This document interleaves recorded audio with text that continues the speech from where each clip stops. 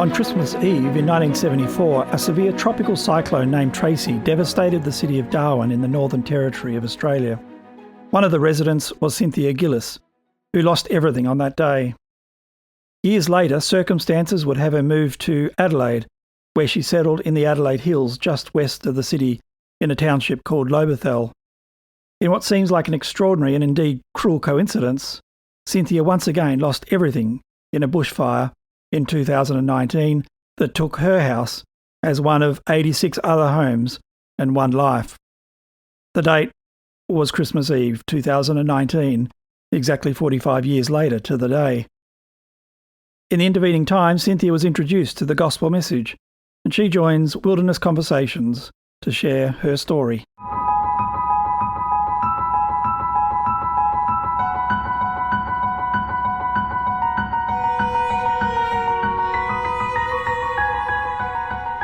Cynthia, thanks very much for joining Wilderness Conversations. It's really appreciated. I'm very thankful to be here and to be invited. Let's start by talking about where you grew up, where you were born, and tell us a little bit about your childhood and how you spent your childhood. I was born in the Depression years, and I was born at Murray Bridge in South Australia. Had an unhappy childhood, actually. It involved alcohol and domestic violence. I was the eldest daughter of 8 children, and it played a big part on my life, which supporting mother and one thing another, and looking after the siblings, the younger ones. I got my had to go to work when I was 14. No, I'll go back a little bit. I was a scullery maid in a hotel. A scullery maid is peeling potatoes and vegetables, washing dishes, cleaning toilets, washing dishes. Well, so you're into your 80s now, so we're talking about some time ago. So I imagine Murray Bridge back then would have been not like it is today. It's almost part of Adelaide today, but it would have been quite a way out then. It was. And prior to that, I didn't have much schooling. I couldn't read or write. I had to learn all that as I was growing in the future.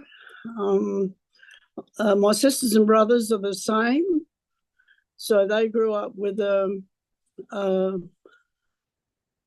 not without apprentice or any certificates or things like that, but they learned, they worked hard, and they became professional in what they did, and they all end up owning their own homes and raising families and lived quite a happy life. So you mentioned you grew up sort of not really getting a lot of education. Is that because there were no schools available or it wasn't taken seriously? No, it was because of my father's alcohol and because of my mother belted and bashed and nearly shot and petrol pouring over her and to burn her and strangling her and you name it, that's what happened to my mother. So we were by our mother side all the time because we didn't want to leave our mother. So there's a lot of sadness. As a teenager, I was nearly strangled to death and through alcohol, but my mother saved me, and a lot of violence. So these days, women who find themselves in that situation, of course, are encouraged to extract themselves, and I'm sure even today can be very difficult. It is But back in those days, it was very hard for a woman to get out from that situation. My mother couldn't leave. There was no government support, nothing, and what could she do with all the children? She did state to me once that if she wanted to leave, she couldn't leave. Because she stayed, she got pregnant again, all these children through domestic violence rape. So she had an awful time. The 8 children grew up really supporting mother, so our father, he drifted in and drifted out, but there was a divorce, there was a breakup. She had to get out. He would have killed her. He would have killed her. So you went from that situation into sort of almost supporting yourself through work at a young age? Yes. As time went on, my cousins, I travelled to Darwin with my 2 cousins and stayed with our auntie, Dad's sister, Auntie Beryl looked after us and I worked. And jumping in there, so what age were you when you moved to Darwin? And just clarify, what made you move to Darwin? Young. I was about 17, 18. Right. You're going back a long way. Yeah, right. Where were you a scullery maid? Did I get that term right? Murray Bridge, yeah. Yeah, and so, okay, so you did that for about 3 years, and then around the age of 17 you moved to Darwin, and you had relatives there. But prior to that, also working as a scullery maid, I had to look after one of my little brothers. That was when my mother left. She couldn't take all of the children, so Ron and I was left. Okay. And I looked after my brother in that house with a drunken father. Okay, so you stayed there. And that's why when the time was right and my cousins were going, well, one of them was going back home to Auntie Beryl's, he said, why don't I go with them? Mm. So I went. So you had an Auntie Beryl, who was living in Darwin. In Darwin, yeah. That was your mother's sister? Father's sister. Father's sister, okay. Mm.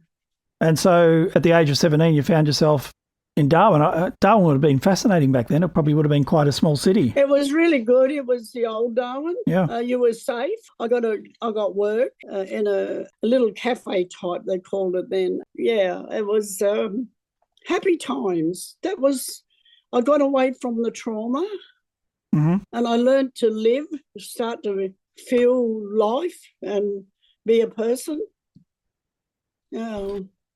So you established your life in Darwin, and what was that like? I was happy in the earlier years. Then what else happened? Did you have a family in Darwin? I came back to South Australia. Oh, okay. I stayed there and worked and came home.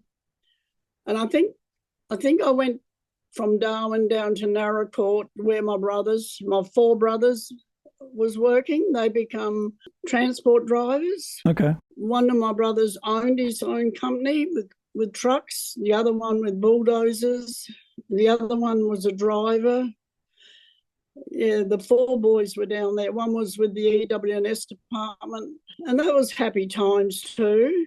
And I met my brother, best mate, called Albert, and one thing another.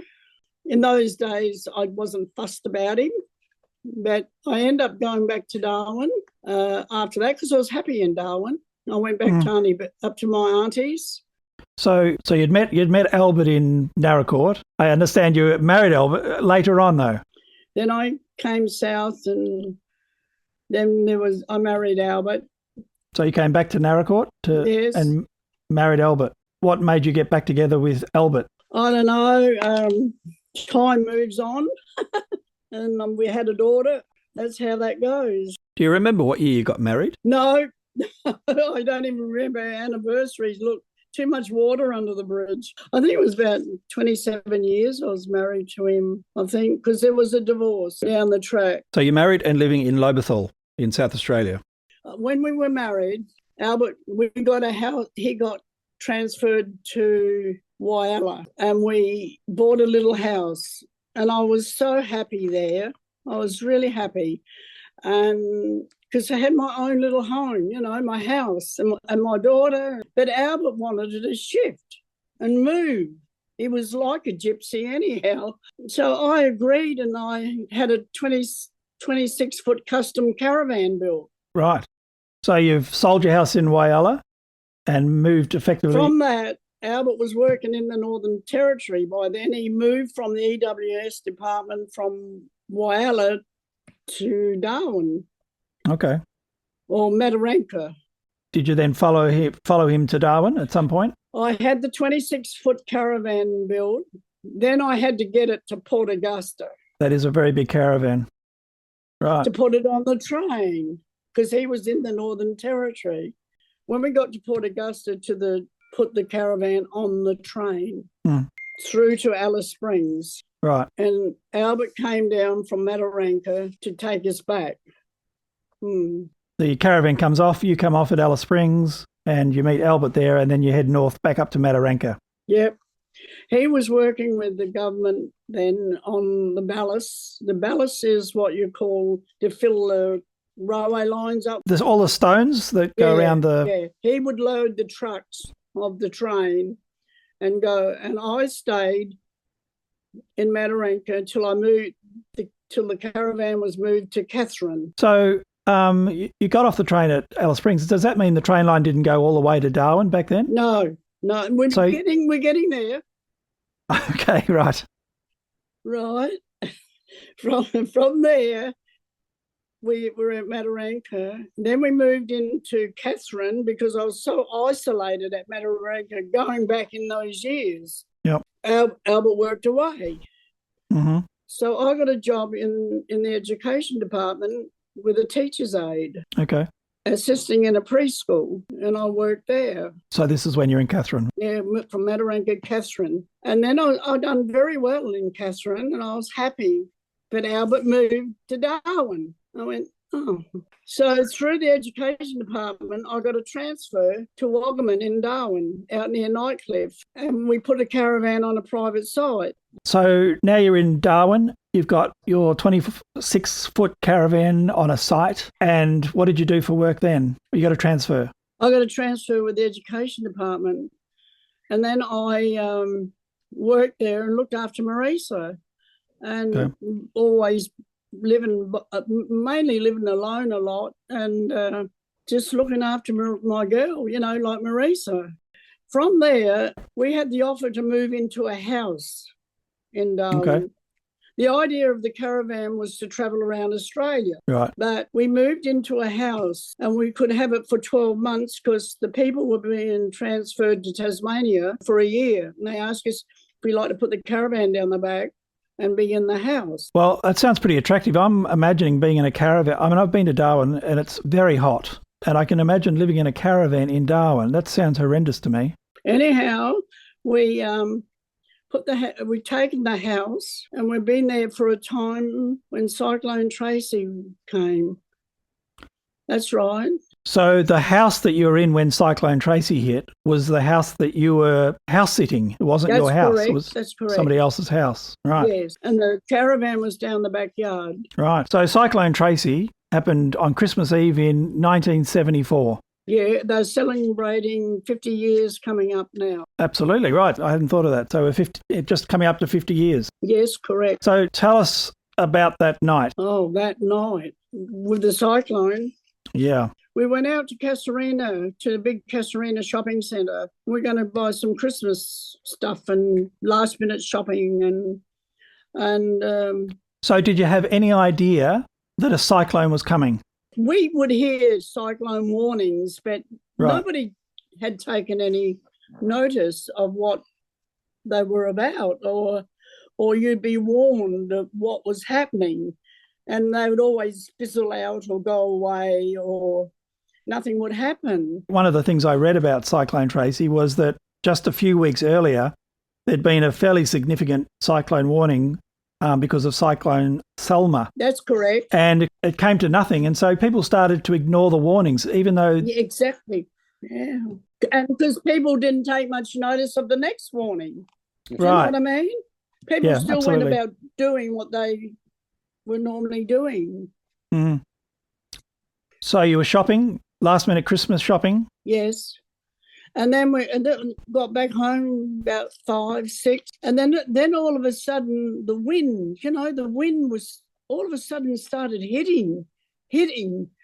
And the water, as time went on, I think we were buried about 11 o'clock.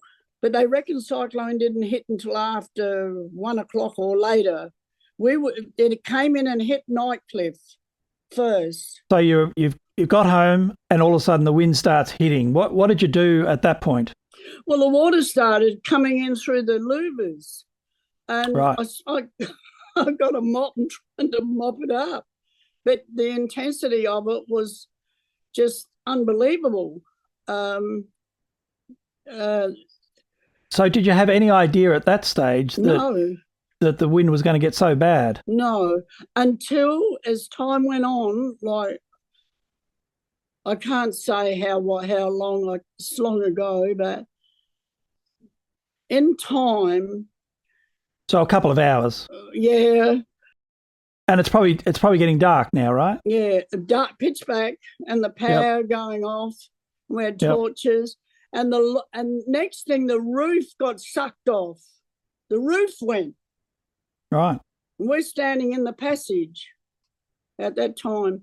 By that time, going back, Marisa flew down to South Australia to be with Auntie Barb on the farm. So there was only Albert and I there. That was probably a good thing. And we ran for the bathroom because it was an elevated house upstairs. Mm. As we were running to the bathroom down the passage, the walls started falling, and I fell in the bath.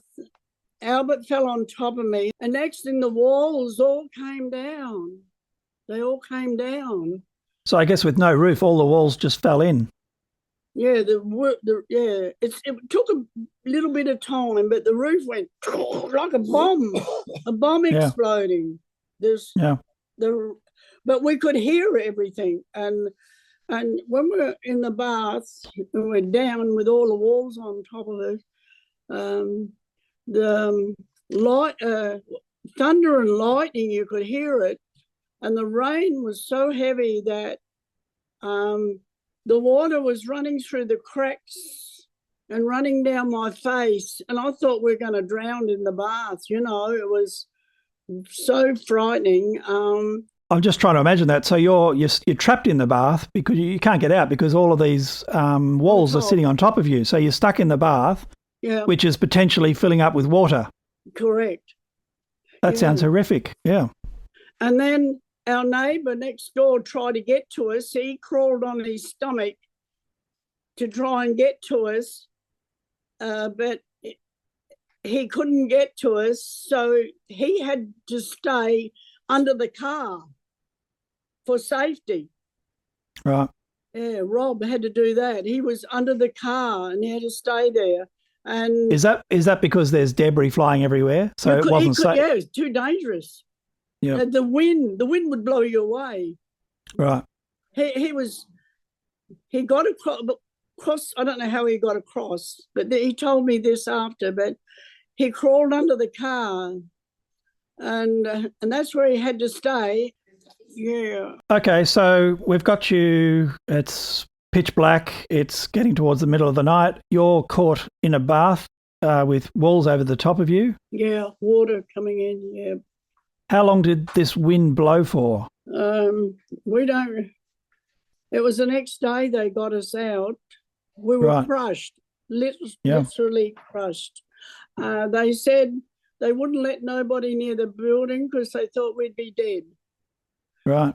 And apparently the man that crawled under our car for safety, he was calling out, and he could only just hear this faint voice coming,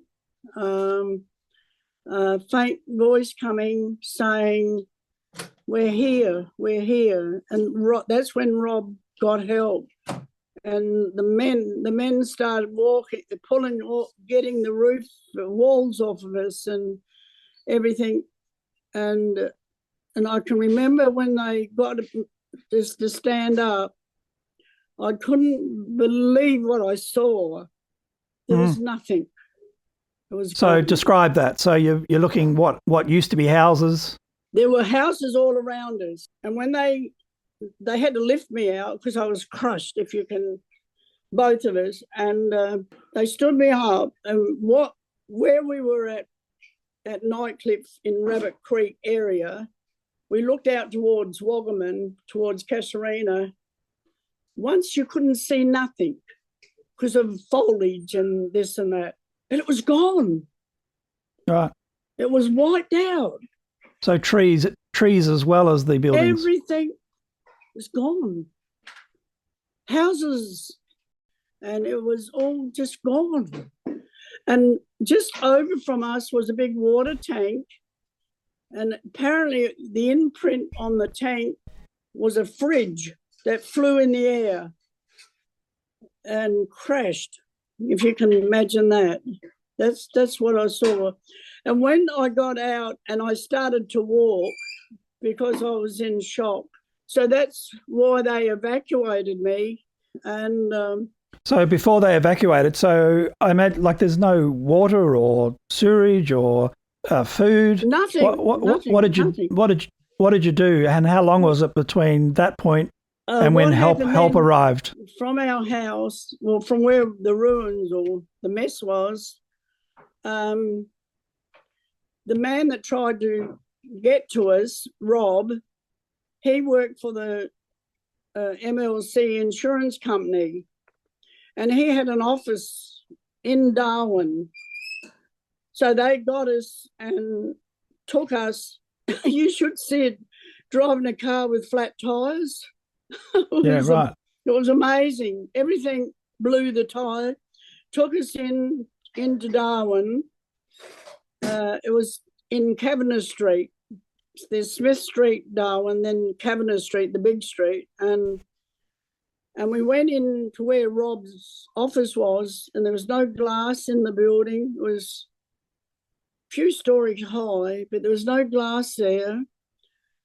The carpet was saturated with water, but that's what we had to stay in. That's what we had to live in. And water we got from running down the gutter. It was coming down the gutter, and we had buckets getting water. And so that's what you were drinking? Yeah. That's what we were drinking. And there wouldn't have been any food? No food, no. But I don't know how the food part came about, but... well, I guess in due course, help would have been mobilised, but it would have taken a little while. How long do you think you were there before serious help arrived with food and fresh water, etc.? In the meantime, we planned for the airport to be evacuated. How long after the cyclone? Do you remember? Oh, I remember lining up for the plane. But prior to that, my neighbour, Rob, that crawled on his stomach to get to me, asked us if we'd take his 4 children. Madeline and Robert asked to take their 4 children to my sister's farm. So I just can't recall how long. So was it a couple of days that you had to sort of drink the rainwater? Give or take. I just can't remember. Okay. And then when you were evacuated, did you have to find find somewhere to go, or did they say, we're taking you to so-and-so's place or to such and such city? No, we went to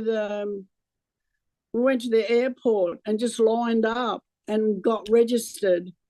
Okay. And did they ask you where you wanted to go? Yes, Adelaide. Yeah. Right. And you said, I want to go to Adelaide. Yeah, with these 4 children. With these children. By the time they had me on a plane and going to Adelaide, they were saying I was this married woman with 4 children. Right. I went home with hardly any clothes on because summer clothes up there and coming down here, and we flew. They put us on a plane. They gave us food at there. That's right. They came along and all this fruit. They gave us fruit and food to eat. Handout, and the lines of people waiting for planes, and it was unbelievable. It's terrible. Anyhow, we got to Adelaide, and they were very good. Oh, the help and support. I went and got registered. They put me, I said, I want to ring my sister to come and pick me up from the farm. And they put me in a taxi and sent me home to Lobethal with the 4 children. Right. Yeah. And then I arrived at my sister's farm with the 4 children. And when I walked in the door, everybody cried and screamed. They all thought we were dead. They had not heard any news. I was wondering about that because I know because there's so much devastation, a lot of the communications were wiped out. So people in the other states didn't really have a good idea of what was happening. That's correct. Yeah, they had no idea. And you couldn't pick up a mobile phone and say, I'm okay. No, they just had no idea. Nothing. That's true. It was, it's unbelievable, you know. It was, I don't know how I come through it, to be quite honest, or anyone that was faced with that crisis. Were you religious back then? I wasn't, but I was never baptised or belonged to anything, but I always was looking, searching. Did it make you think of God when... Just before the walls came in on top of us, I screamed out, and the fork lightning was going everywhere. And I screamed out, singing out, God help us. Look, I'll love you forever. Just save me. Or something like that. I screamed and screamed, help me, God, you know, help me. And that's when the walls came down. Yeah.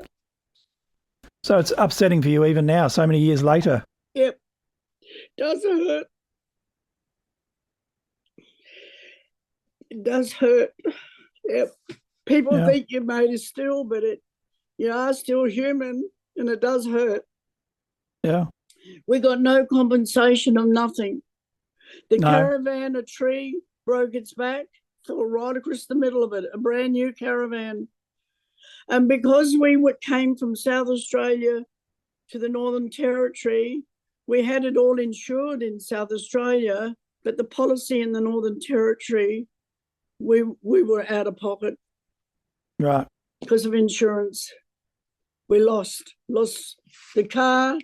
The car looked like it was a pretty blue, but the car looked like it'd been sandpapered all over. The wind, the sand, the debris and stuff, it just ripped the paint off the car. We lost everything. Yeah. So you came down to Adelaide and then to Lobethal. Did Albert then follow you later? Yes, he came down about a month later, and I was looking after our daughter, and 4 children, and working on the farm. And so the husbands, the men, stayed in Darwin, I guess, to help with the cleanup, and you were down working on the farm. Albert came down after, and he stayed down, and we bought a block of land. Okay. In Lobethal. So you didn't want to go back to Darwin? At that time, we bought the block of land, but we were devastated, lost a lot. We had to go back to Darwin. Why did you go back to Darwin? Did you have to go back to get the car and to clean up? He went back to work. He bought the block of land. He went back to work. Okay. I stayed down for 6 months. And then when I went back to the education department, and at Ludmilla is a big high school, and the government put me in there to work as an aide in assisting, and also trauma children suffering bad trauma. I can imagine. We weren't qualified to deal with that, but we had to do what we could. The only way we could. Yeah. So children suffering the trauma of going through that experience. Yeah. But we came back down then to build a home, house. So that was the point at which you left Darwin. Yeah. And Marisa went to Annesley's Ladies College. Albert was moved to the Tarcoola Alice Springs New Gan Railway. He did very well on that. So he was up there until the Tarcoola Alice Springs Gan was built to Alice. And if I wanted to see him, I had to fly to the middle of the outback with the railway's aircraft. Right. And how often did you do that? Well, I couldn't go all the time because I was clearing land with my sister and her husband with tractors for the new house to be built. I had Marisa in college. I was working full-time in the Okapringa Woolen Mills. I didn't even have time to turn around.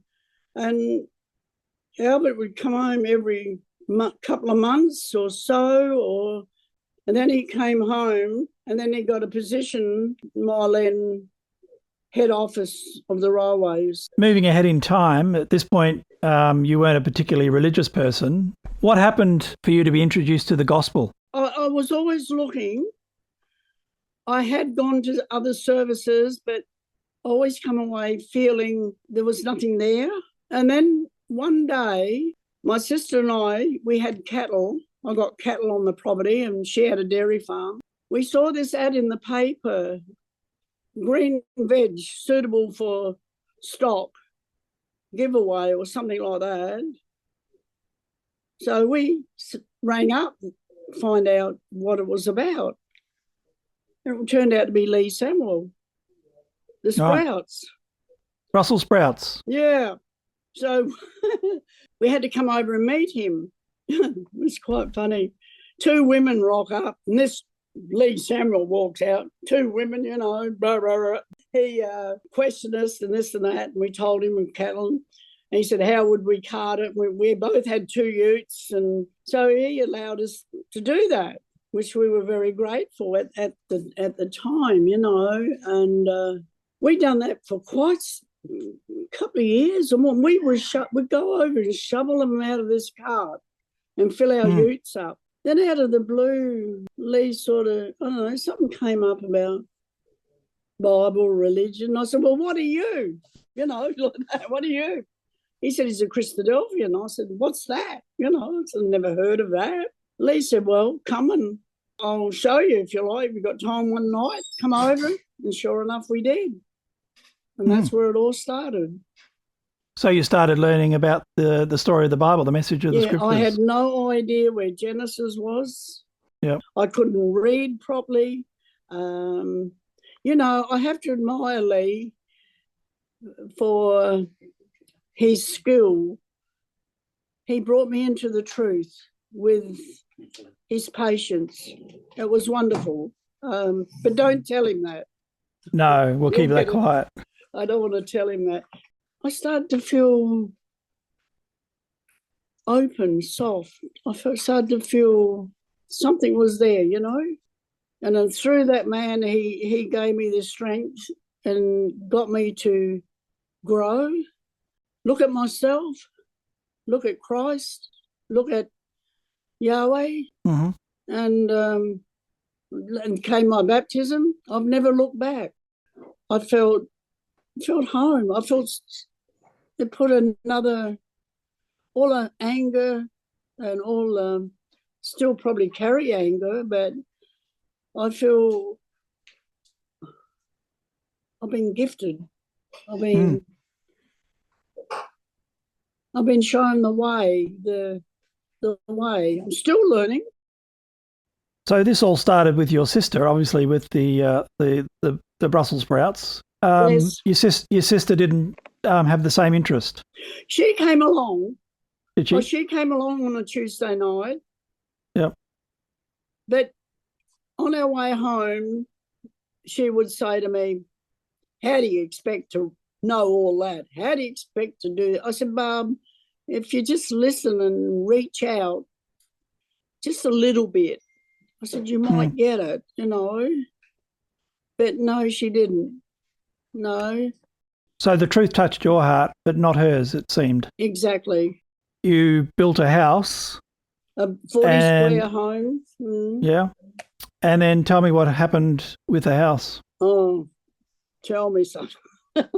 Tell me something. Oh, we had a beautiful home, solid brick. We had a granny flat out the back.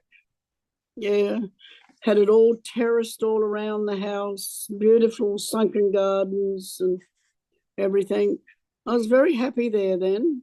Started to feel quite good, going to my meetings, learning about the Bible, and I started to settle again. Yeah.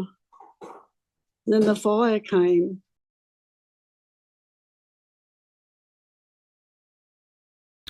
And bizarrely, December the 24th, 2019, exactly the same day that Cyclone Tracy hit. Exactly. What an extraordinary thing. It's exactly 45 years later to the day, I see. What happened? Well, I didn't know there was a fire. And my phone rings in the morning and it was Lee.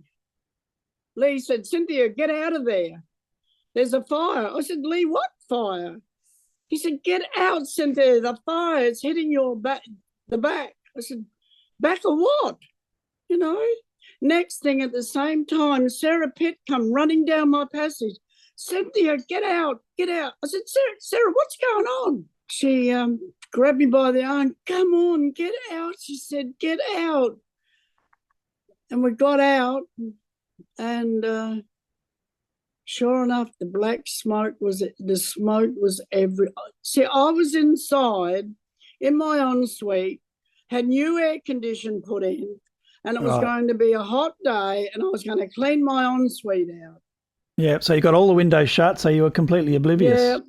Yeah, I had no idea any of that was there going to happen. So you ran out of the house. Were you able to take anything with you? But no, I just jumped in the ute because Sarah was in her car and I had my little dog and I didn't know what to do.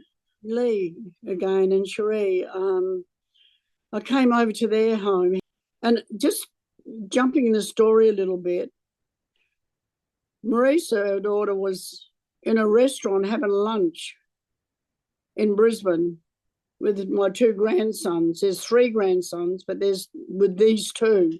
And she looked on her phone. When she saw the phone, she saw the house burning.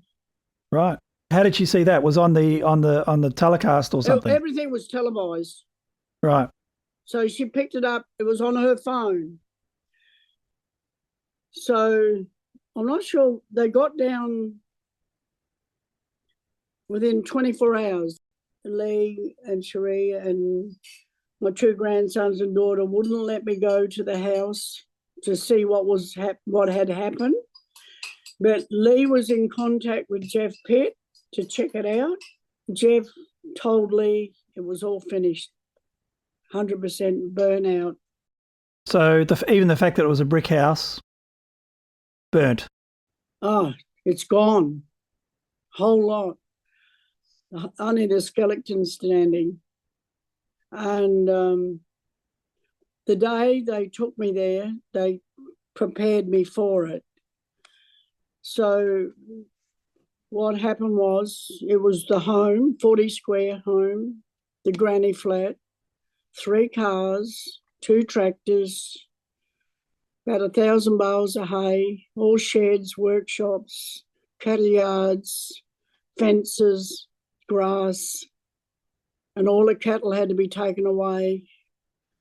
It was devastating. You can't believe it unless you saw it. I froze, you know. And then we were all standing out the front of the house and we're all talking, and then in the house I had an old gentleman staying. He was a retired professor from the university in Adelaide.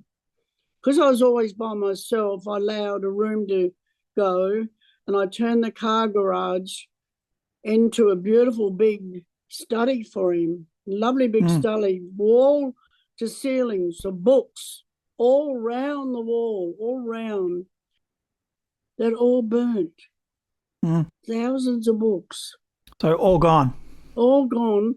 But we were standing there talking about everything gone, and a piece of paper just flew around the corner. Isaiah 63 and 64. Isaiah, can you see this bit of paper? I can see even the burnt edges. See it? It's amazing. That's the only thing. So just let's get the story. So tell us the story. So you're standing there talking about what you're going to do, and this paper floats in on the breeze before you. Just came around the corner. Don't know where it came from. And what's the bit of paper? It's a passage out of the Bible. And you've still got that as a memento, that bit of paper? Yep. That's what's all left. That came out of my property. Me and the dog and the ute. And Isaiah 63 and 64. I'm just looking up Isaiah 64 now. Oh, that thou wouldest rend the heavens, that thou wouldest come down, that the mountains might flow at thy presence. As when the melting fire burneth, the fire causeth the waters to boil, to make thy name known to thine adversaries, that the nations may tremble at thy presence. When thou didst terrible things, which we looked not for, thou camest down, and the mountains flowed down at thy pestilence. Since the beginning of the world men have not heard, nor perceived by ear, neither have I seen, O God, beside thee, what he hath prepared for him that waiteth for him. And that's all that's left. It's unbelievable. It's, yeah. So what's going through your mind when you've had the misfortune of losing everything in Darwin, and then it seems as though so many years later, 45 years later, the whole thing happens again? It must be extraordinary. Extraordinary. It's unbelievable. And that put me more towards the truth of the Bible. And I live by the Bible. I live by the Bible.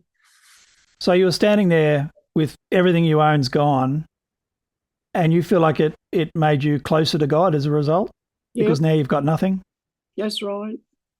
Absolutely nothing. Nothing. I'm very thankful to my daughter and to Lee. My daughter done all insurance, everything. Yeah, it took ages. It takes time. So you decided that you weren't going to rebuild, and you bought another property, a smaller property, which you live in to this day. I do. I try not to think back to Lobethal, but does creep in sometimes. But the property on John Road, it's a beautiful property, and anybody would need a hole in their head if they didn't like it, because it was just amazing. But I've forgotten one thing. I haven't mentioned what the Christadelphians done for me. They were amazing. The brothers, sisters, everybody. One day they were coming to do a clean-up. Well, my driveway looked like Rundle Street. Cars coming. Unbelievable. Chainsaws, trucks loading iron. Oh, you know what the beautiful thing was? The children, the young ones, the teenagers. It was drizzling rain. They were getting wet, and their faces were black from pulling branches, from the chainsaws. The whole day went on. Sounds surreal. The sisters brought baskets of food and fed everybody. I would say, I could be exaggerating, 60, 80. I just don't know how many were there. It was a mob of people, and everyone worked. Everyone was happy. Everyone showed their wonderful spirit, and they made me sit down and just watch them, and it was amazing. A day you'll never forget. And the only way I could eventually thank them all, through the youth, organised a picnic at my new property, pizza bar, barbecue, pit fire, bonfire. I don't know how many people turned up that are parking their car out over the other side of the road on another farmer's property, because there was that many cars. It was unbelievable. I had people from the front of the house right back through to the bonfires. And I'll tell you another thing I shall always remember at the pit fire. It had lawn all around it.